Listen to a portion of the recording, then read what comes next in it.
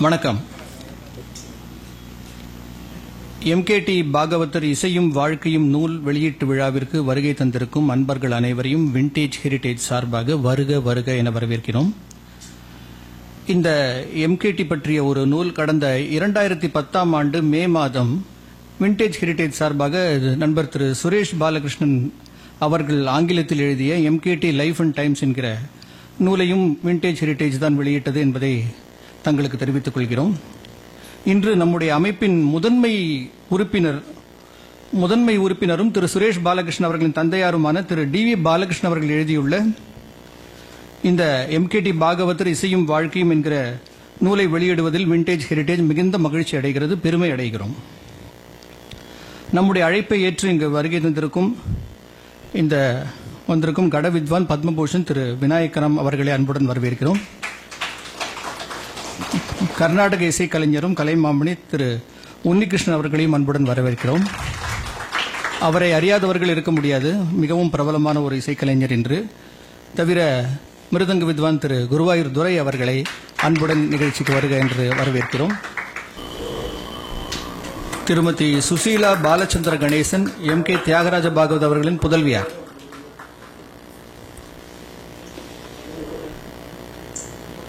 நிகழ்ச்சிக்கு வந்திருக்கும் பிற கலைஞர்களையும் விண்டேஜ் ஹெரிடேஜ் உறுப்பினர்கள் மற்றும் இசை அன்பர்கள் அனைவரையும் வருக வருக என வரவேற்கிறோம். நூலாசிரியர் திரு டி.வி. பாலகிருஷ்ணன் அவர்கள் விண்டேஜ் ஹெரிடேஜின் முதன்மை உறுப்பினர் ஆவார்கள். 1992 ஆண்டு முதல் இன்று கடந்த 27 ஆண்டுகளாக நம் விண்டேஜ் ஹெரிடேஜின் அந்த அமைப்பினுடைய தன் பயணத்தை நல்ல முறையில் அவருடைய தொடர்பால் எங்களுடைய விண்டேஜ் ஹெரிடேஜ் பெருமை அடைகிறது என்பதை தெரிவித்துக் கொள்கிறோம். இங்கே பல எம்கேடி பற்றிய நிகழ்ச்சிகள் நிறைய செய்திருக்கிறார். அவர் அளவுக்கு எம்கேடி பற்றி தெரிந்த நபரே எவரும் இருக்க முடியாது என்று சொல்லலாம். அந்த அளவுக்கு எம்கேடி பற்றிய விவரங்களை விரல் நுனியில் வைத்துக் கொண்டு அவருடைய பரம ஒரு தொண்டராக, அப்படி ஒரு விசுவாசமான ஒரு அன்பான ஒரு கலைஞர் அவர். திரு வி.கே. விநாயகராம் அவர்கள் புத்தகத்தை வெளியிட இசைக்கலைஞர் உன்னிகிருஷ்ணன் அவர்கள் புத்தகத்தை பெற்றுக் கொள்கிறார். பிரபல கர்நாடக இசைக்கலைஞரும் கலைமாமணியுமான திரு உன்னிகிருஷ்ணன் அவர்களை இங்கே சிறப்புரையாற்றுமாறு அன்புடன் அழைக்கிறோம். மேடையில் அமர்ந்திருக்கும் பெரியோர்களுக்கும் இங்கே வந்திருக்கும் பாகவதர் வாழ்வோட ரசிகர்களும் நான் உங்கள் எல்லோருக்கும் என்னுடைய மனமார்ந்த மாலை வணக்கத்தை தெரிவித்துக் கொள்கிறேன். நிஜமாவே உங்களோட ப்ரெசன்ஸ் இன்னைக்கு நீங்கள்லாம் வந்தது ஒரு ஒரு paying respects and remembering such a great musician and yesteryear star icon. நிஜமாவே இன்னைக்கு I feel so honored to receive the first copy of this Tamil book on Sri MKT from two legends, Sri Durai sir and Vinayakaram sir. இன்னைக்கு என்னை இங்கே அழைத்து எனக்கு இந்த ஒரு வாய்ப்பு கொடுத்ததற்கு திரு பாலகிருஷ்ணன் அவர்களுக்கு என்னுடைய மனமார்ந்த நன்றி.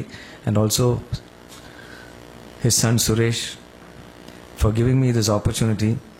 ஏன்னா அவர் ஃபோன் பண்ணி இந்த மாதிரி ஒரு ஃபங்க்ஷன் இருக்குன்னாரு, எம்கேடின்னு ஒன்று நான் ஓகேன்னு சொல்லிட்டேன்.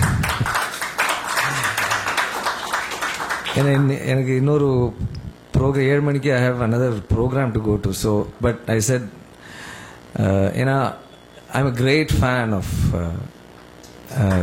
தியாகராஜ பாகவதர். ஏன்னா he's a great inspiration. முக்கால்வாசி எல்லா கச்சேரியிலும் அட்லீஸ்ட் ஒரு பாட்டு பாடுவேன். அவர் பாடின பாடல்கள் நானும் நிறைய ரெக்கார்ட்ஸ் எல்லாம் எனக்கு முடிஞ்ச வரைக்கும் பாடியிருக்கேன். ஏன்னா அவரை மாதிரி யாரும் பாட முடியாது. ஏன்னா அந்த ஒரு ஸ்ருதி, அந்த 4 கட்டையில் இப்போதான் சொல்லிட்டு இருந்தார், 4 கட்டை ஒரு மேல் வோக்கலிஸ்ட் வந்து 4 கட்ட ஸ்ருதியில் it is a very rare. யாரும் அந்த மாதிரி. ஸோ இப்போ தான் கேட்டுட்டு இருந்தேன், துரை மாமா அவங்கெல்லாம் வாசிச்சிருக்காங்க. ஸோ எவ்வளோ ஒரு they're all so fortunate to have played for Tyagaraja Bhagavathar sir.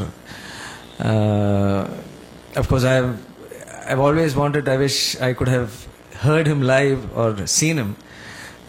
அப்பதான் கேட்டுட்டு இருந்தேன், என்ன ஸ்ருதியில் கச்சேரி எல்லாம் பாடுவார். he was a wonderful Carnatic musician. நிறைய பேருக்கு அதை பற்றி தெரியாது. everybody of course, ஏன்னா அவரோட cinema as a star, he was such a big star and such a good musician. அது வந்து அந்த கர்நாடிக் மியூசிஷியனோட அந்த ஒரு தகுதி அந்த ஃபிலிம் ஸ்டாரோட இந்த இது கொஞ்சம் இன்னும் மேலே போயிடுது. பட் அவரோட passion I'm sure was Carnatic music. And அதான் துரைமாமாவோட கேட்டுட்டு இருந்தேன், என்ன ஸ்ருதியில் பாடுவார். இசட் 4 கட்ட, அதான் ஸ்டாண்டர்ட் ஸ்ருதி. அதான் அந்த வாய்ஸில் அந்த ஒரு ரிங் இந்த வாய்ஸ், அந்த ஸ்ருதி சுத்தம், கிளாரிட்டி ஆஃப் சங்கதி, பாவம். இதுக்கு மேலே என்ன வேணும் மியூசிக்?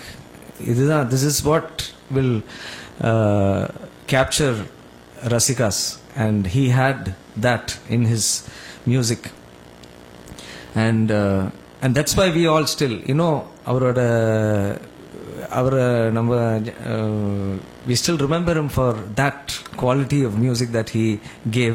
எப்பவுமே இந்த ஒரு சந்தர்ப்பத்தை வைஜிஎம் தான் எனக்கு, எப்போ வைஜி மகேந்திரா எப்பவுமே எனக்கு ஞாபகம் வரும். ஏன்னா அவர் தான் இப்போ பாரத் கலாச்சாரில் வருஷம் பாடும்போது அவர் சொல்லுவார், நீ என்ன வேணா பாடிக்கோ, கடைசியில் ஒரு பாகவதர் வாழ் பாட்டு ஒன்று பாடிடு.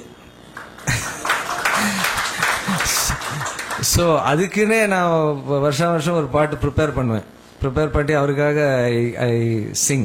So at this juncture I really think of Shri YGM and இந்த தீனகருணாகரனே, கிருஷ்ணா முகுந்தா, கவலை தீர்ப்பது, சிவபெருமானின் கிருபை, அப்புறம் சொப்பன வாழ்வில், இதெல்லாம் நிறைய கச்சேரியில் பாடுவேன்.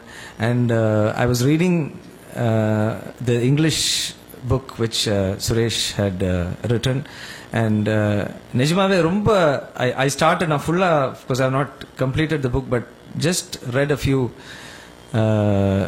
I just started reading the book and அது கீழே வைக்க முடியல, ஏன்னா ரொம்ப இன்ட்ரெஸ்டிங்காக இருந்தது. ரொம்ப அழகாக எழுதியிருக்கீங்க sir. And I'm sure the Tamil also is equally interesting. ஏன்னா நிறைய இன்ஃபர்மேஷன் பாகவதர் பற்றி தெரியாத நிறைய விஷயம் இருக்குது. அது ஃபேக்ட்ஸ். நிறைய பேர் சும்மா rumors and so many things, wrong information la adudana namba our media or press everything, that is the unfortunate thing. Sometimes we don't have the right information, but I mean I think Balakrishnan sir vandu அந்த காலத்துல இருந்து அவர் collect பண்ணியிருக்காரு.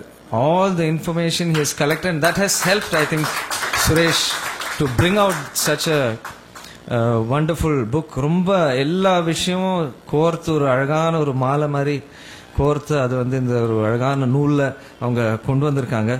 So in the book he mentions that Bhagavatharwal was one of the most fortunate and unfortunate musicians. அதை நீங்கள் book படிக்கும்போது கண்டிப்பாக உங்களுக்கு தெரியும். But we are all definitely fortunate to listen to him and enjoy his music for, I'm sure, for many more years to come. And thank you so much for this opportunity. அவரை பற்றி பேசுறதுக்கான தகுதி எனக்கு இல்லை. ஏன்னா இவங்கெல்லாம் அவங்க ஜாம்பவான்கள் இருக்காங்க. அவங்க இன்னும் நிறைய அவரை பற்றி இன்னும் நல்ல விஷயங்கள்லாம் கண்டிப்பாக அவங்க சொல்லுவாங்க. But thank you for this opportunity to share a few thoughts about such a great musician. Thank you so much.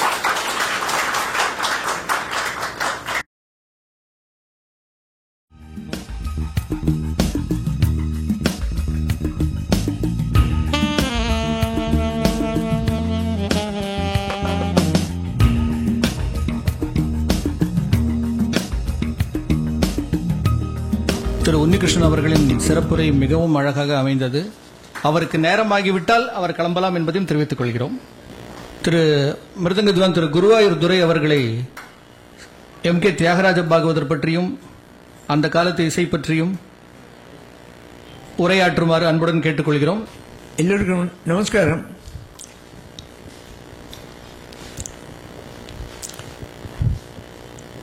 Thyagaraja Bhagavathar அவர்களை பற்றி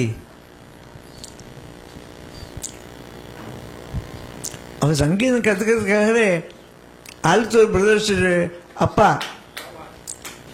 வெங்கடேசையர் இருந்தார்.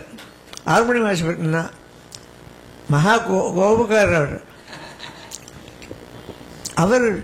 அவர்கிட்ட தியாகராஜ பாகவதர் அப்பா அழைச்சிட்டு போய் மங்கடேசையர் கொஞ்சம் குழந்தைக்கு கொஞ்சம் சொல்லி வைங்க அப்படின்னு. சரி பாடுறா அப்படின்னு சொல்லி பாடும்போதே இவருக்கு கோவம் வந்துடும். உடனே சங்கதியை சரியா பாட சொல்லுவார். அப்படி இருக்கும்போது கொஞ்சம் டைம் எடுத்துக்கிறேன், என்ன தப்பா நினச்சிக்கப்படாது. ஒரு வாட்டி நிறைய கீர்த்தனங்கள் வர்ணங்கள் எல்லாம் சொல்லிக் கொடுத்தாரு அவருக்கு பாகவதருக்கு. ஒரு நாளைக்கு அவர் கிளாஸுக்கு வரும்போது ஆல்த்தூர் பிரதர்ஸ் என்னோட பாடின்னு இருக்கா. அவருக்கு அப்பாவுக்கு ரொம்ப கோபம் வந்துடும். ஒரு சங்கதி சரியாக பாடாட்டா 2 வாட்டி சொல்லுவார், 3வது வாட்டி சொல்ல மாட்டார், அடிச்சு விடுவார். அவ்வளோ கோபம். அவர் என்ன பண்ணார், ஆல்த்தூர் ஆல்த்தூர் சுபேர் தான் அவர் பொருளை காலால் எட்டி உடச்சு விட்டார். மாடியிலேருந்து காலால் எட்டி உடச்சோன்னா அவர் இந்த படி வழியே கீழே வந்துவிட்டார். இங்கே கொஞ்சம் பிளட்டெல்லாம் வந்துடுது. அவ்வளோ கோபக்காரர். ஒரு 4 வாட்டி சொன்னால் பாடணும், அதுக்கு மேலே சொல்ல மாட்டார். அந்த மாதிரி போனோடனே பாகர் படி ஏறி போகிறான்னு நினச்சிட்டு என்னடா அது அவர் பையனையே இந்த மாதிரி அடிச்சுட்டு படான்னு இவர்கிட்ட சங்கீதம் முடிச்சா சரியே வராத சொல்லி அவருக்கு ரொம்ப ஆத்துக்கு வீட்டுக்கு போனால் அப்பா என்ன படிச்சு என்ன கஷ்டம் சொல்லி அவர் நேர ட்ரெயின் ஏறி மாணவி தியேட்டர்ஸ் சேலம் அங்கே போயிட்டார். அங்கே போய் ரொம்ப பிரபலமாக ஆகி அவர் ஒவ்வொரு வந்துட்டார். அதுதான் அவரோட முதல் கட்டம். அதுதான். அப்போது அதுக்கப்புறம் சொல்லவே வேண்டாமே, எம்டிஆர் இப்போ இருக்கிற நடிகர்கள் மாதிரி தான் இல்லை. அப்போ வந்து அவர் ஏகப்பட்ட கூட்டம் இருக்கும் வெளியில். அவருக்கு வேறு வழி இல்லாமல் கொல்ல பக்கமாக போய் காரில் ஏறி போயிடுவார். அவ்வளோ கூட்டம், யாரையும் சமாளிக்க முடியாது. சரி, அவர் ஒரு ஸ்டோரி எப்படி இருக்குது. அந்த மாதிரி காலத்தில் ஒரு நாளைக்கு அவருக்கு வயலின் வாசிப்பா ரொம்ப விதவங்கள்லாம் அந்த பக்கம் மாயவன் கும்பகோணம் அங்கெல்லாம் இருந்திருக்கா. மெட்ராஸை பொறுத்த வரைக்கும் எனக்கு தெரிஞ்சது வயலின் சேதுரமையா இல்லை, சேதுரமையா மெட்ராஸில் ஆண்டியார் எழுதிட்டு இருந்தார். பிரச்சனை பேர் ஜப்பாலாம் போட்டு தியாகராஜ தான் என்ன சேதுரமையா தான் அவருக்கு வயலின். குத்தாலம் சிறுவர்கள் பிள்ளை மிருதங்கம் அந்த மாதிரி செஞ்சவா. அப்போது ஒரு கச்சேரி இதில் பொன்னேரி ஊர் இருக்கு. அந்த பொன்னேரியில் தியாகராஜ உற்சவம் பண்ணுவார். அது சிவராமையா 3 நாளைக்கு ஒவ்வொன்றும் பண்ணுவார். அப்போது எங்கிட்ட ரொம்ப ஆத்மார்த்தம் இருக்குது. சின்ன பையன் இருக்கிறதே என்ன வாசிக்கிறேன் அப்படின்னு அனுகூலமாக வாசிப்பேன்னு சொல்லி ஒரு அபிப்பிராயம் இருக்குது. 2 வயலின்ஸ். ஒன்று வந்து என்னை ரொம்ப ரொம்ப பிரபலப்படுத்தினது ஒன்று வந்து சேதுராமையா, இன்னொன்று சித்தூர் கோபாலகிருஷ்ணன். இப்போ 2 பேரும் எங்கிட்ட ரொம்ப உயிர். பெரிய பெரிய விதவங்களுக்கெல்லாம் அவள் தான் எங்களுக்கு இன்ட்ரடியூஸ் பண்ணியிருக்கான்.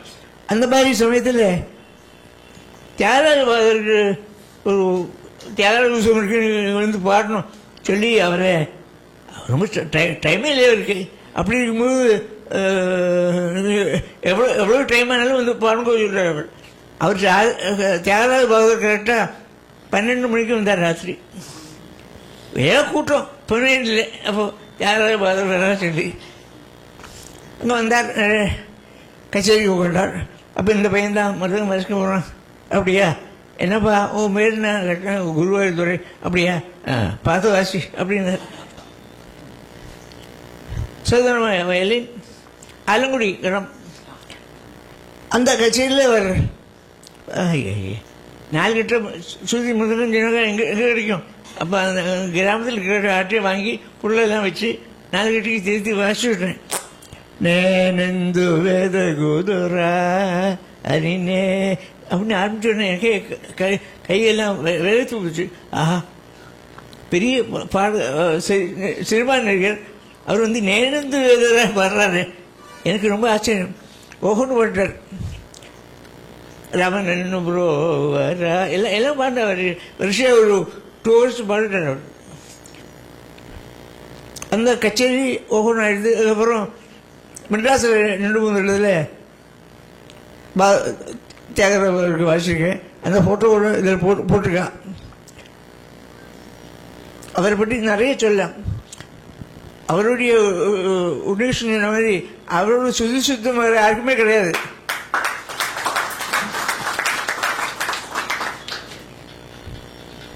அவ்வளோ ரசிகர் போராட்டம் அவர் NSK அவெல்லாம் இருக்கும்போது நான் நிறைய வாசிக்க அவளோட. அப்போது தர்மேஸ்வர மொழியார் ஒரு ராய்ச்சூரில் இருந்தார். அவெல்லாம் ஃபேமிலியில் அங்கே பாடிருக்கார் பாபு, அங்கே வாசியிருக்கேன். இப்படி ஒரு 4-6 கட்சி வாசியம் இருக்குது. அதெல்லாம் இருந்தால் கூட ஒரு நாளைக்கு ரொம்ப ரொம்ப நாள் நம்ம மிருகம் தானே வாசிக்கிறோம். அவரை பற்றி எவ்வளோ தெரியாது சொல்லி இன்னும் ராமையர் ஒருத்தர்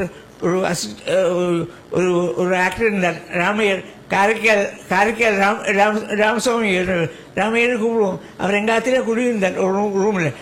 அவர் ஒரு நாளைக்கு தியாகராஜ வீட்டுக்கு அழைச்சிட்டு போடுவோங்களே நாளைக்கு அப்படின்னு அவர் ரொம்ப சந்தோஷம்னு சொல்லி நானும் அக்காலும் கிளம்பினோம். கிளம்பின டைம் தான் 2 மணி மத்தியானம். அவர் நல்லா தூங்குகிற டைம்.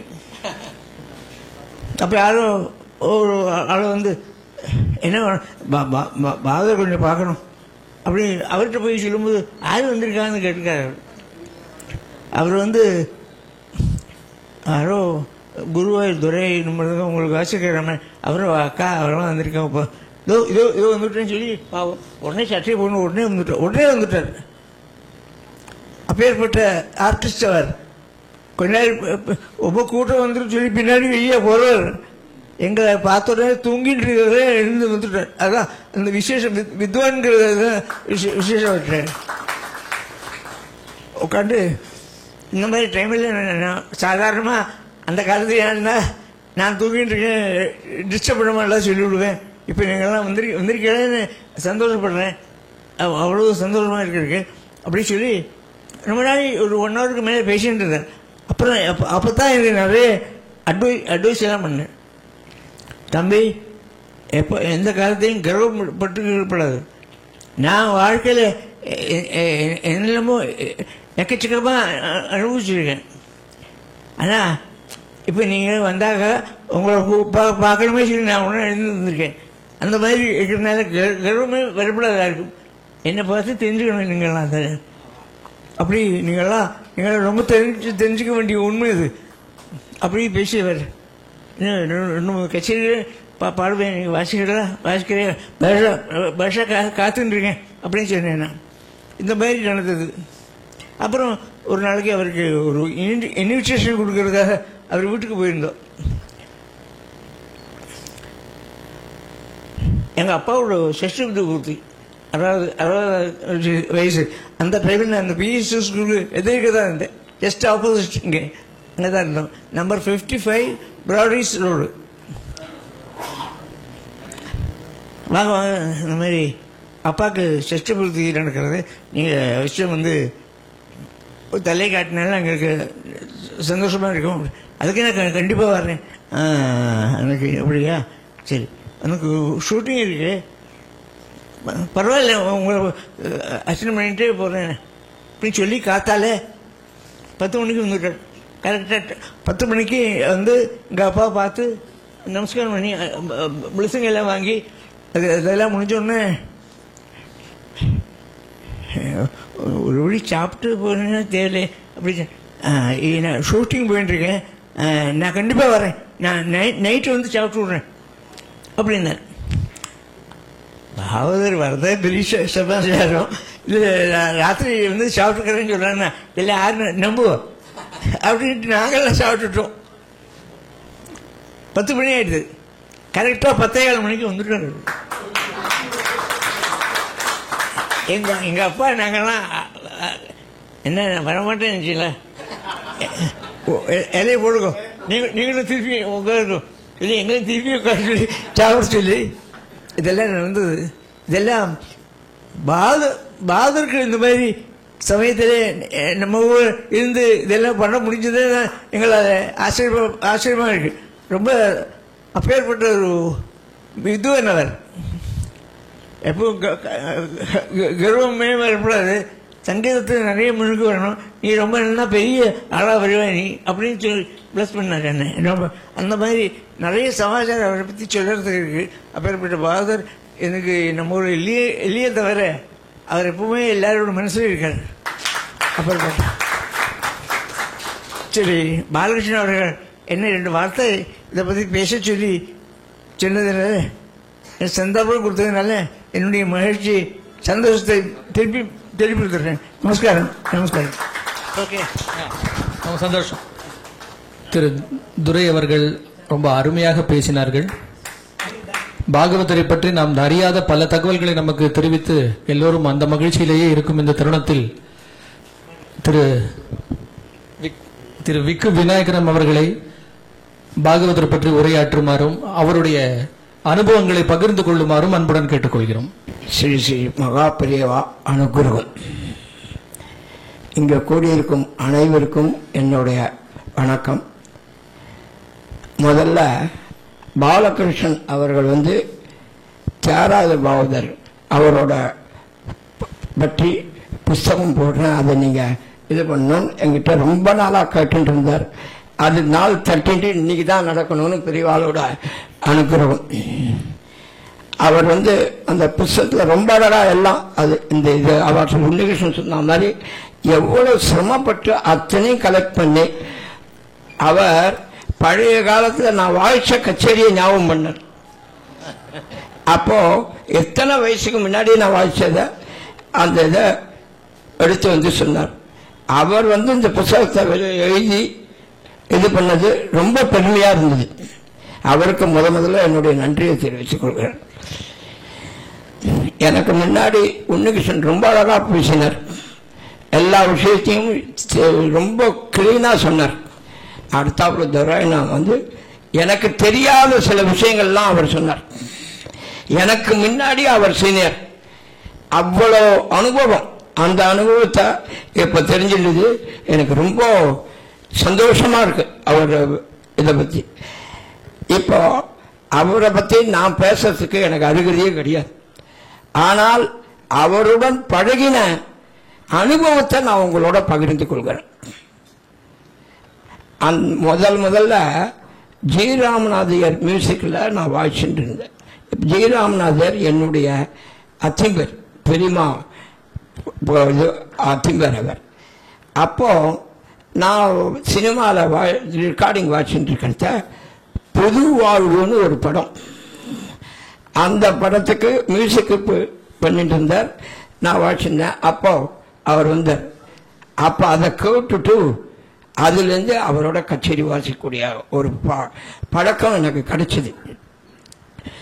அப்படி இருக்கும்போது ஒரு தடவை கொல்லத்தில் ஒரு கச்சேரி. நான் அப்போ வந்து 12-13 வயசு, எனக்கு அவ்வளோ இது விஷயம் தெரியா இந்த இது காலம்.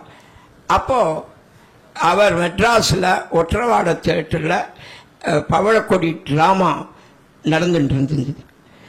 அவரோட நான் கச்சேரிக்கு போயிட்டு இருக்கும்போது அந்த கொல்லத்து கச்சேரிக்கு எனக்கு வந்து டிரைவரை விட்டு சொல்லி கூப்பிட்டு அனுப்ப சொன்னார். அப்போ எனக்கு ஹை ஃபீவர், உடம்பு வர முடியாத சூழ்நிலையில் நான் படுத்துட்டு இருந்தேன். அப்போ எங்கள் அப்பா வந்து எனக்கு அப்போல்லாம் அந்த பெட்டிலாம் கிடையாது, ஒரு பெட்டியில் விழுதி ஒரு ட்ரெஸ் எடுத்து வச்சுட்டு பையில் வச்சுட்டு தூங்கிட்டு இருந்தேன் உடம்பு. அவர் டிரைவரை விட்டு விநாயகராமனை கூப்பிட்டு வாங்க அப்படின்னு சொன்னார். எங்கள் அப்பா சொன்னார் உடம்பு முடியல, ரொம்ப இதாக இருக்குது, அவருக்கு இதாக அப்படின்னா. இவ போயிட்டு ட்ராமா முடிச்சுட்டு ராத்திரி 12 மணிக்கு 11 மணிக்கு அவர் காரை போட்டுன்னு எங்கள் ஆற்றுக்கு வந்துவிட்டார். அப்போ ராத்திரி, ஏன்னா பகலில் வந்தால் கூட்டம், அவர் வந்து அப்போ அந்த மாதிரி ஒரு இது. அங்கே வந்தவொடனே நாங்கள் சின்ன வீட்டில் அவர் சொன்ன மாதிரி அவர் எல்லா இடத்துக்கும் வர்றாருங்கிற அவரோட மனசை காட்டுச்சு. அவர் மனசு அவர் ஆற்றுக்கு வந்தோடனே எங்கள் அப்பாட்ட சொன்னார், இது மாதிரி இதாக இருக்குன்னு. இல்லை, நான் அவனை பார்த்துக்கிறேன், அவன் கேட்குறேன் அப்படின்னு சொல்லி என்னை எழுப்பி கேட்டேன். இதோ வரேன்னு நான் கிளம்பிட்டேன், கச்சேரிக்கு வரேன்னு சொன்னோன்னே அப்பாவோட பாசம் தானே. அவர் என்ன செஞ்சார், கொஞ்சம் ஜாக்கிரதையாக பார்த்துங்கோ, பையனை அனுப்புகிறேன் அப்படின்னு அவர்கிட்ட சொன்னார். சொன்ன உடனே நான் பார்த்துக்கிறேன் அப்படின்னு சொல்லிட்டு அவரோட ஸ்திரீ என்ன பெரிய இதில் ஒரு அம்பாசிடர் கார் ஒரு சைடில் அவர் உட்காந்துட்டுருக்கார், நான் பக்கத்தில் உட்காந்துட்டுருக்கேன், டிரைவர் போயின்ட்டுருக்கார். நான் வந்து பிள்ளையார் அனுப்புறதுனால்தான் எனக்கு விநாயகராமன்னு பேர் வந்தது. அதை ராத்திரி என்னை அறியாமல் நான் தூங்கிட்டான், அவர் மடியில் தலை வச்சுன்னு படுத்துட்டு இருந்தேன். அவரோட அன்பை அப்போ எனக்கு தெரியல. நாங்கள் தூங்கிட்டு இருக்கிறத நான் 5:30 மணி இருக்கும். 5:30 மணிக்கு டிரைவர் வண்டியை நிறுத்து அப்படின்னார். எதுக்காக நிறுத்தினான்னு பார்த்தா, நாங்கள் அவர் உட்கார்ந்த இடத்துல அந்த காரு சக்கரம் நெட்டெல்லாம் கழிஞ்சு அந்த நுனையில் விடப்போகுது. அந்த டயத்தில் வண்டியை நிறுத்தி சொல்லியிருக்கார். வண்டியை நிறுத்தி பார்த்தா கார் நின்ன இடம் பிள்ளையார் கோயிலுக்கு தாப்பில் நின்று இருக்கு. இன்னும் கொஞ்சம் தூரம் போனால் கார் கொடை சாஞ்சிருக்கும், அந்த ஸ்ட்ரீட்டில் எப்படியோ இருக்கும். அந்த இது இந்த பிள்ளையார் தான் நம்மளை காப்பாற்றிருக்கார் அப்படின்னு அவர் சொன்னார். உடனே நாங்கள் 2 பேர் தான் போகிறோம். நாங்கள் திருச்சி போய் திருச்சியிலேருந்து வேறு பக்கவாதிக்கு அழைச்சிட்டு நாங்கள் போவோம். அப்போ வந்து எந்த கச்சேரி போனாலும் திருச்சியில் எம்கேடி பங்களான்னு உண்டு, அங்கே தான் போய் உட்காந்து டிஃபன் காஃபிலாம் சாப்பிட்டுட்டு எல்லாம் போவோம். உடனே இறங்கினா வண்டியை நீ திருச்சிக்கு எடுத்துன்னு வந்து ரிப்பேர் பண்ணி நான் இங்கேருந்து பஸ்ஸில் போகிறேன் அப்படின்னு சொல்லிட்டு நாங்கள் இறங்கி கோயில் வாசலில் நாங்கள் 2 பேர் இருக்கோம், வேறு சாமான் ஒன்றும் இல்லை. ஒரு பஸ்ஸை கையை நிறுத்தி இது மாதிரி நான் இதுக்கு சின்ன பையனாக இருக்கிறதுனால வந்து டிரைவர்கிட்ட சொல்லி அதுக்கென்ன அப்படின்னு சொல்லிட்டு காலையில் ரொம்ப கூட்டம் 5:30 மணிக்கு பஸ் இருந்ததுனால அவரை முன்னாடி உட்காந்து வச்சுட்டு நான் பின்னாடி உட்காந்து திருச்சி வந்துட்டோம். திருச்சி வந்து வேறு கார் வந்து அப்போ வந்து எம்என் கணேச பிள்ளை வயலின் தாயுமானவர் இவாள் தான் நாங்கள் வாட்சி நாகூர் அம்பியர் இவெல்லாம் நாங்கள் அந்த இதில் வாய்ச்சிட்டு இருப்போம். அப்போ அங்கேருந்து ஃபிக்ஸ் பண்ணிட்டு ஏன்னா கொல்லம் போனோம் திருச்சியிலேருந்து. அங்கே ரொம்ப நேரம் ஆகாரம் கிடையாது, அவரும் ஜனம் இல்லாமல் வேர்க்கடலையை சாப்பிட்டுட்டாங்க கச்சேரியில் போய் வந்து வாட்சோம். அந்த மாதிரி ஒரு பெரிய அனுபவம் வாழ்க்கையில் மறக்க முடியாத எனக்கு. அதாவது அவருக்கு வந்து அவர் பாட்டை பற்றி ரொம்ப அழகாக இன்றைக்கும் நான் வந்து இப்போ எம்எஸ் இது நான் பெர்க்லி இதில் யூனிவர்சிட்டியில் பார்த்துட்டு இருக்கிறத எனக்கு ஒரு வீடு கொடுத்துருந்தான். அவர் ரெக்கார்டை போட்டு கேட்டுட்டு இருப்பேன் நான்.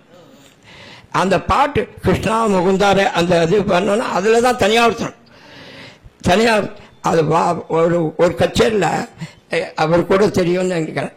நான் சின்ன பையன் என்னை ஏந்தி நிற்க சொல்லி ஜனங்களுக்கு காமிச்சு விட்டுருக்கார். அதெல்லாம் மறக்க முடியாத நிலை. அவரோட மனசு தங்கம், அவர் தங்கம் தான் போட்டு சில்கு சிப்பா அந்த தங்கத்தோடு தங்கமாக தான் இருந்தார். அவர் அவ்வளோ பிரியமா வந்தது எனக்கு இன்னைக்கும் எனக்கு மறக்க முடியாது. இதில் ஒரு விசித்திரமான ஒரு அனுபவம் எனக்கு நடந்தது. நான் அப்போ வாய்ச்சது 13 வயசு, இப்போ எனக்கு 77 வயசு. நான் தாயுமானவர் இந்த புத்தகத்தில் போட்ட மாதிரி அவருக்கு வாய்ச்ச போட்டோவை எப்போவோ அனுப்பிச்சிருந்தார். அது சரி வாங்கி வச்சுட்டேன். இப்போ போன 2-3 மாதம் முன்னாடி ஜப்பானுக்கு போயிருந்தேன். ஜப்பானில் ஒரு டாக்கேன்னு என்னோட ஸ்டூடெண்ட் அங்கே ஸ்கூல் நடத்திட்டு எனக்கு ப்ரெசன்டேஷன் ஒன்று பண்ணுறேன் அப்படின்னா என்னமோ பண்ண போகிறான் அப்படின்னு நினச்சிருந்தேன். இவ்வளோ பெரிய சைஸுக்கு அவர் கச்சேரிக்கு நான் வாய்ச்ச போட்டோம். அந்த அவர் கச்சேரிக்கு நான் வாய்ச்ச போட்டோம் கொடுத்தோன்னே எனக்கு கண்ணில் ஜலம் வந்து கொடுத்து. அந்த காலத்தில் வீடியோவோ இதுவோ ஒன்றுமே கிடையாது. அந்த இதில் நான் வாய்ச்ச போட்டோ 13 வயசில் வாய்ச்ச போட்டோ இத்தனை 77 வயசில் வந்திருக்குன்னா அந்த மகாபெரிவா அனுப்புகிறோம், பிள்ளையாரோட அனுப்புகிறோம், அவரோட அன்பு. அதோட இவ ஃபேமிலிலாம் எனக்கு அப்போ ஒன்றும் பழக்கம் இல்லை. அதுக்கப்புறம் தான் நான் ஏதோ வந்துட்டேன். ஆனால் போகிற இடத்துல நான் எல்லா இடத்துலையும் ஆரம்பத்தில் எம்கே தியாகராஜ பாகவதற்கு வாய்ச்சிருக்கேன். அதை நான் எல்லா இடத்தையும் எல்லா இன்டர்வியூலையும் சொல்லுவோம். ஏன்னா பழசை மறக்க முடியல. அப்படி அப்போ நிறைய கச்சேரி சவாலெல்லாம் வெளியில தான் எல்லாரும் நினச்சிட்டு சினிமா. அவர் சொன்ன மாதிரி ஆலத்தூர் பிரதேஷ் சவாலோட இதுங்கிறது அப்போ யாருக்கும் தெரியாது. அவருக்கு ஏதோ கர்நாடக சங்கீதம் தெரியாதுங்கிற மாதிரி நினச்சிட்டு இருந்தான். ஆனால் எல்லா இதுவும் கர்நாடக சங்கீதம் கிருஷ்ணா சினிமா பாட்டு ரெண்டும் கலந்து தான் இருக்கும். அது கேட்கறத மனசுக்கு அந்த ஆத்ம திருப்தி. சிவன் அந்த பாட்டு அந்த இதெல்லாம் இவர் நேனந்திரா பாடினார் பாருங்க, ஞாபகம் வந்துடுது. அவர் ரொம்ப அழகாக பேசுகிறார். எனக்கு முன்னாடி தெரியாத விஷயங்கள் அத்தனையும் அவர் சொல்லியிருக்கார். நான் அனுபவத்தை தான் சொல்கிறேன். அவரோட அனுபவிச்சதை அவர் இது வரையும் அவர் வீட்டுக்கு போவேன், கச்சேரிக்கு முன்னாடி அவர் கேட்பார், எல்லா இதுவும் பண்ணி என்கரேஜ் பண்ணுவார், தூக்கி விடுவார்.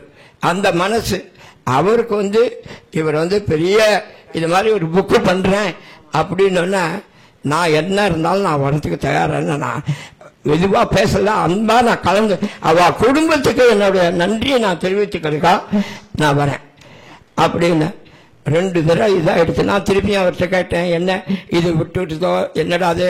அவர் ஏன்னா இது மீட்டிங் மாதிரி இல்லை, ஒரு வாழ்க்கையில் அனுபவிச்சதை பகிர்ந்து கொள்ளணுங்கிறதுக்காக தான் இது பண்ணேன்.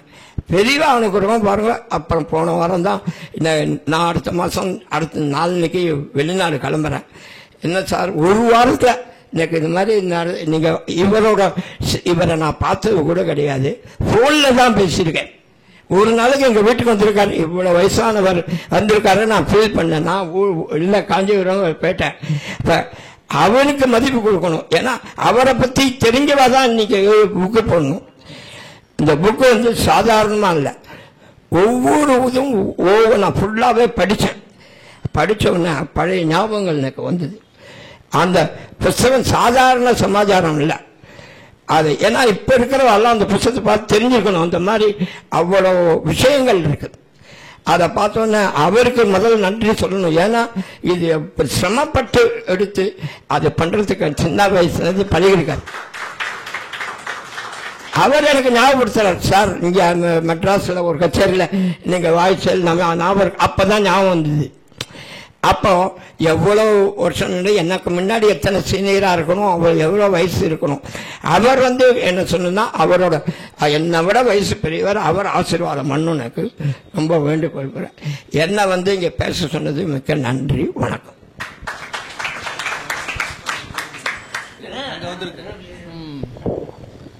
திரு விநாயகராம் அவர்கள் தம்முடைய அனுபவங்களை இங்கே மிக அழகாக பாகவதருடன் அவருக்கு ஏற்பட்ட அனுபவங்களை இங்கே மிக அழகாக பகிர்ந்து கொண்டார்.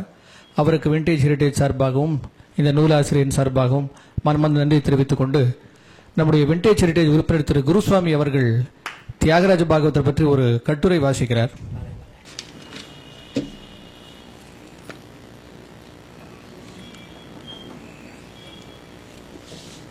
ஏழு திறந்தேன் நான், எழுந்து வெளிநடந்து ஆடு தமிழே, அன்னையே என் வணக்கம். பெரியோரே தாய்மாரே பெரிதும் வணங்குகிறேன். பாகவதர் புகழ் பரப்பும் பாலகிருஷ்ண பெருமானே, வாழிய நீர் பல்லாண்டு, நூறாண்டு நீர் வாழ்க. லாபம் கருதி பலர் சிலருக்கு ஏவல் செய்வார். சுயநல நோக்கங்கள் ஏதுமின்றி சூரியனாம் பாகவதர் புகழ் பரப்பும் சுடர் ஒளியாம் பாலகிருஷ்ணா, உலகு என்றும் உமை வாழ்த்தும். நீர் பெற்ற தவப்புதல்வன் ஆங்கிலத்தில் நூல் செய்தார். தித்திக்கும் செந்தமிழில் நீர் ஒரு நூல் செய்தீர். பாகவதரை தமிழ்நாடு மறந்திருக்கும் இந்நேரம் மகா கலைஞன் புகழ் பரப்ப வந்தவனே நீ வாழ்க. விந்தன் எனும் பெரியோனும் எழுதி வைத்த நூல் போலே இன்னூரும் சிறந்து வாழ்க வையகத்தே. 3 ஆண்டு ஹரிதாஸ் ஓடியது என்றால் முத்தான பாடல்களே மூல காரணமாம். பாகவதர் குரல் கேட்கும் போதினிலே இன்ப தேன் வந்து பாயது காதினிலே. பாகவதர் சாதனையை முறியடிக்க இன்று வரை யாரும் பிறக்கவில்லை, இனிமேலும் யாரும் இல்லை. பாகவதர் குரலுக்கு இமிடேஷன் ஏதுமில்லை. பாகவதர் பாடினால் பாம்பும் மயங்கும். விந்தன் இதை தன்னுடைய நூலிலே பதிவு செய்திருக்கிறார். பசுவும் தலையாட்டி இசையை ரசிக்கும். அறிவார்ந்த ரசிகர்களை அக்ரணையை ஒரு சேர ஆட்சி செய்கின்ற பாகவதர் பெருமானே, ஏட்டில் உமை வைத்த பாலகிருஷ்ண பெரியோனை பாட்டில் நான் வைத்தேன், பல்லாண்டு வாழியவே. பூரண சந்திரன் போல் பொலியும் முகத்தழகும், அமுத கானங்கள் பொழிகின்ற உதட்டழகும் கண்டு அந்நாளில் பலர் சொக்கி போனார்கள். எம்கேடி என்றாலே மன்மதனின் ரூபந்தான்.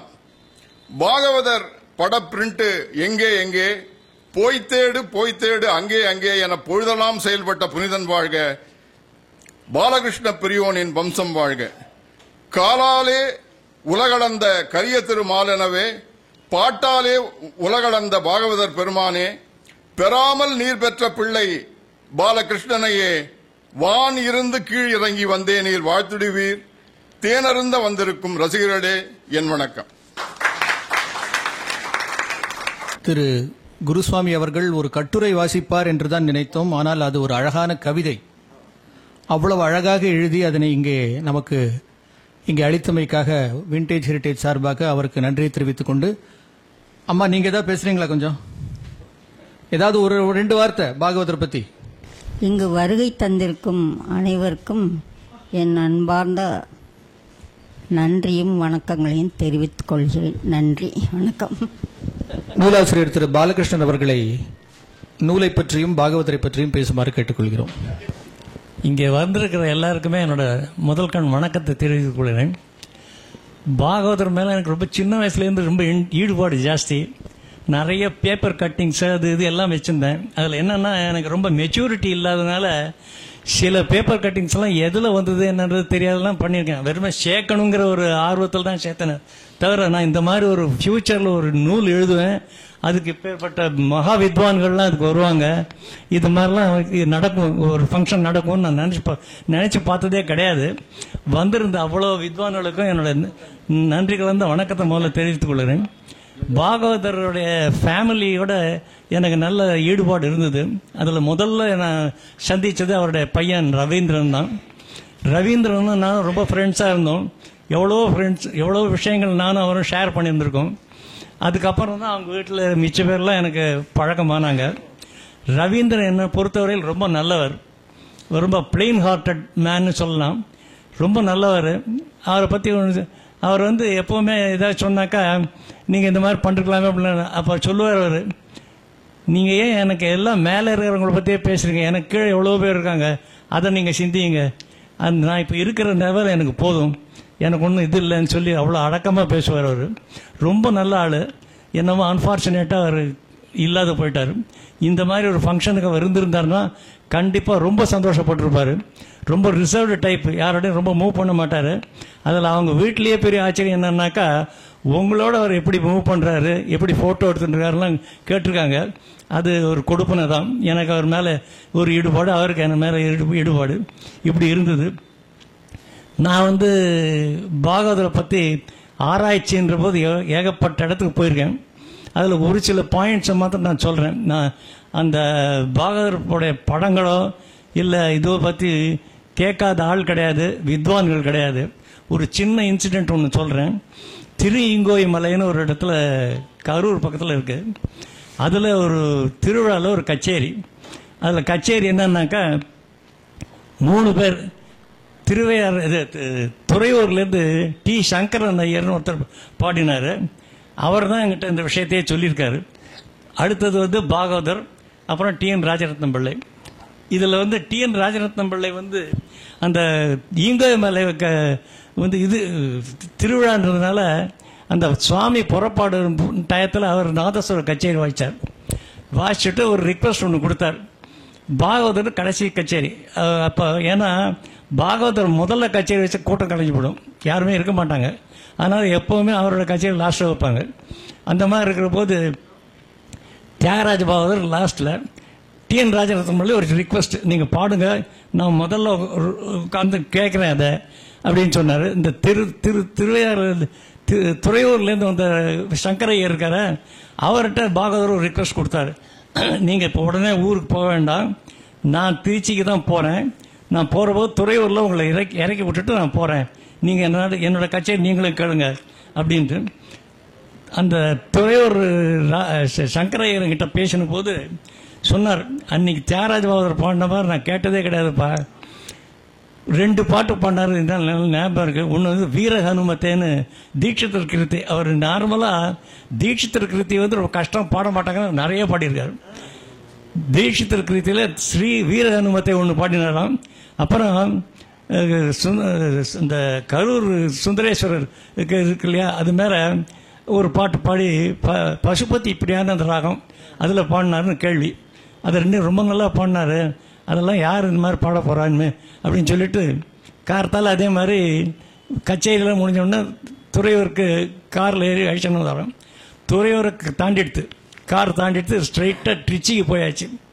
என்னவோ என்னை வீட்டில் விட்டு நீங்கள் பாட்டு திருச்சி விட்டுங்க, நீங்கள் வாங்க அப்படின்ட்டு வீட்டுக்கு அழைச்சின்னு போய் அவருக்கு ஸ்நானம் பண்ண வச்சு கார்த்தால டிஃபன் காஃபி எல்லாம் கொடுத்து ஆசுவாசப்படுத்திட்டு இவர் போய் குளிச்சுட்டு வந்தாராம்.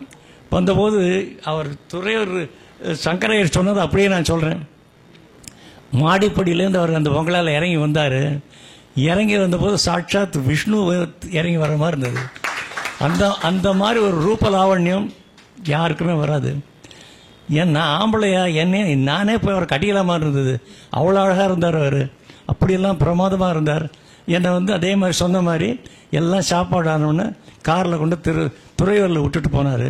அந்த மாதிரி ஒரு பண்பாளரை நான் பார்க்கவே முடியாது. ரொம்ப அப்போ வந்து அவர் சொல்கிறார், பாகவதர்னு அவர் எங்கே யாராலையும் பிடிக்க முடியாது, அந்த உச்சத்தில் இருக்கார். ஆனால் இவங்கெல்லாம் சொல்கிறாங்க அந்த மாதிரி கிடையாது, ரொம்ப நல்ல ஆள், சக கலைஞர்களுக்கு ரொம்ப மரியாதை கொடுக்குறவர். அந்த மாதிரி, அதாவது பக்கவாத்தியக்காரர்களுக்கு அவர் கொடுத்த மரியாதை வேறு யாருமே கொடுக்க முடியாது அப்படின்ட்டு ஒரு சின்ன இன்சிடென்ட் சொல்கிறேன். இந்த ராஜன் மகராஜன் வருது இந்த ஷியாமலாவில். அதில் வந்து விஎஸ் ராகவன் ஒருத்தர் வீணை வாசிச்சிருக்கார். அவர் என்ன சொன்னார்னா, பாகவதர் வந்து இந்த பிளேட்டாக விடுங்க, நான் ஒன்றும் வேண்டான்னு சொல்லலை, அந்த விஎஸ் ராகவனோட பேர் அதில் இருந்ததுன்னா இந்த ரெக்கார்டாக வைங்க, அவர் பேரை என்ன போட மாட்டேன்னு நீங்கள் சொன்னீங்களா, ரெக்கார்டே வேண்டான்ட்டான். இப்படி யார் சொல்லுவார்? அதுதான் பக்கவாத்தியக்காரருக்கு மரியாதை கொடுக்கறது. அதுதான் எவ்வளோ பேர் கேள்விப்பட்டிருக்கேன். அவரை மாதிரி பக்கவாத்தியக்காரர்களுக்கு மரியாதை கொடுத்தாலும் நான் பார்க்கவே முடியாது. ரொம்ப நல்லவர் அப்படின்னு. வயலின் சேத்துராமையா இருக்கார, அவர் வீட்டு மொட்டை மாடியில் தான் அந்த கச்சேரி முடிஞ்சோடனே உட்காந்து டிஸ்கஸ் பண்ணிட்டு இருப்பாங்களாம். அதெல்லாம் அந்த வந்து வேறு சொல்கிறார், யார் வயலின் சேத்துராமையா சொல்கிறார், ஒரு பெங்களூரில் ஒரு கச்சேரி நான் தான் வாசிக்கிறேன் அவருக்கு. அந்த ஆர்கனைஸ் பண்ணவர்கிட்ட வந்து இவர் சொல்கிறாராம், இவர் வந்து வயலின் சேத்துராமையா வந்து பிராமின், அவர் காலங்காத்தால் சந்தியாவந்தனம் எல்லாம் பண்ணுவார், வெஜிடேரியன் தான் சாப்பிடுவார், அதெல்லாம் நீங்கள் அரேஞ்ச் பண்ணி கொடுக்கணும், கொடுத்தா தான் வருவேன் அப்படின்னு கண்டிஷனை போட்டு இவர் சந்தியாவந்தனம் பண்ணுறதுக்கு பிராமின் ஃபுட்டு சாப்பிட்றதுக்கு எல்லாத்துக்கும் பாகவதர் அரேஞ்ச் பண்ணி அதை பார்த்ததுக்கப்புறம் தான் கச்சேரிக்கே போனார் சொல்லி கேள்விப்பட்டிருக்கேன். இப்பேற்பட்ட சக கலைஞர்களை மதிக்கிறவங்க யார் இருப்பான்? அவருக்கு வந்து ஒன்றுமே இல்லாத கோட்டீஸ்வரராக இருந்தார். கடைசியில் போகிறபோது பிக்சர்லாம் எடுத்தார், பிளாட்ஃபார்மில் இருந்தார். தாம கண்ணு இல்லாத போகிற வரலாம் துட்டு எவ்வளவும் பொய். இதுக்கு எந்த விதமான ஆதாரமும் கிடையாது. அவர் வந்து கோட்டீஸ்வரர் இருந்தவர் உண்மைதான். ஆனால் அவர் வந்து இந்த மாதிரி பெக்கர் ஸ்டேஜஸ்க்கு வந்ததே கிடையாது. அது வந்ததே கிடையாது. இதெல்லாம் வெறும் தேவையில்லாத ஒரு இது. அதுக்கப்புறம் இது கர்நாடிக் மியூசிக், அவருக்கு கர்நாடிக் மியூசிக்லாம் தெரியாதானே, சும்மா சினிமாவில் பாடுறாராமே அப்படின்லாம் சொல்கிறவனா உண்டு. இந்த புத்தகத்தை படி எவ்வளோ பெரிய ஜெயண்ட்ஸுக்கிட்டெல்லாம் அவர் கற்றுன்ட்ருக்காரு, எப்படியெல்லாம் பாடியிருக்காரு. அவர் கச்சேரி நான் நிறைய எக்கச்சக்கமாக கேட்டிருக்கேன். பிரமாதமாக பாடுவார், அருமையாக பாடுவார். அதெல்லாம் இவர் கூட ஒரு கச்சேரி வாசிச்சார், நைட்டிங்கேல் ஹவுஸ்னு. இதில் நம்ம எட்வர்டு எல்டாம்ஸ் ரோட்டில் இருக்கு, ராதாகிருஷ்ணன் சாலையில் ஒரு கச்சேரி. என்னோட பால்ய நண்பருக்கு ஜிவி ராமன் அங்கே இருக்கார். நானும் அவரும் தான் போனோம். ஒரு இன்சிடென்ட்டை சொல்கிறேன். கச்சேரிக்கு முன்னாடி அவர் கொஞ்சம் அப்போ சுகர் கம்ப்ளைண்ட் இன்சுலின் போட்டுட்டார். அதுக்கு வந்து விநாயகராமனோட ஃபாதர் வந்திருந்தார். வந்துருந்து அவர் என்ன சொன்னார்னா, நீங்கள் ஒரு தனி ஒன்று கொடுக்கணும்னு. ஐயோ அதுக்கு என்ன, தாராளமாக தரேன். யார் இவருக்கு வந்து வயசு 13-14 வயசு இருக்கும். அந்த பக்கம் வந்து மதராசி கண்ணன் மிருதங்கம், திருச்சி பாலசுப்பராயலு வயலின், டிவி திரவியம் ஆமாம் அவர் கஞ்சீரா என்ன இதெல்லாம் வாசிச்சு அந்த கச்சேரி பிரமா. இன்னும் எனக்கு நல்லா ஞாபகம் இருக்கு, ஏதா ஓனரா பாடினாரு என்ன. அதுக்கப்புறம் இது பண்ணாரு. இன்னொரு பாட்டு வந்து நாத தனுமனிசம். இதெல்லாம் என்ன சினிமா பாடுறதா, என்ன கச்சேரி பாட்டு தானே.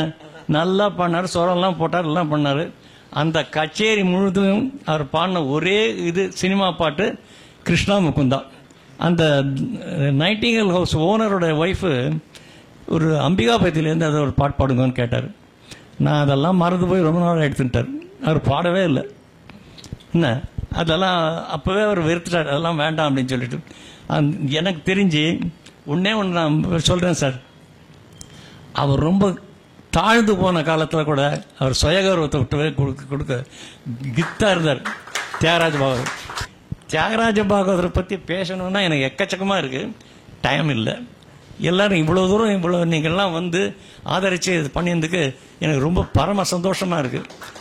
கடைசியாக நன்றி நவிலும் பொருட்டு விண்டேஜ் ஹெரிடேஜ் சார்பாக இந்த நூல் வெளியீட்டு விழாவிற்கு இவ்வளவு அழகாக ஏற்பாடுகள் செய்த நூலாசிரியரும் அவருடைய குடும்பமும் அவர்களுக்கு விண்டேஜ் ஹெரிடேஜ் சார்பாக நன்றி தெரிவித்துக் கொள்கிறோம்.